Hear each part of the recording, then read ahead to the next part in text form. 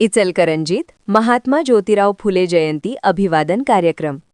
इचलकरंजी शहरात आज राष्ट्रपिता महात्मा ज्योतिराव फुले यांच्या जयंतीनिमित्त वंचित बहुजन आघाडीच्या वतीने अभिवादन कार्यक्रम मोठ्या उत्साहात पार पडला।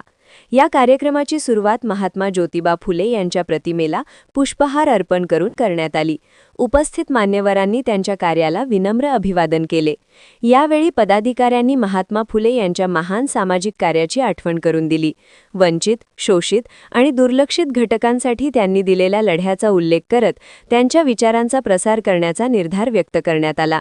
या प्रसंगी वंचित बहुजन आघाडीचे शहराध्यक्ष विजय कांबळे, उपाध्यक्ष तानाजी सोनवणे, महासचिव विकी चाफेकर, शहर संघटक चेतन शिंदे, युवा नेते जितू ताकपेरे, सिद्धार्थ वाघमारे, महादेव कांबळे, राजाराम माळगे आणि इतर पदाधिकारी मोठ्या संख्येने उपस्थित होते।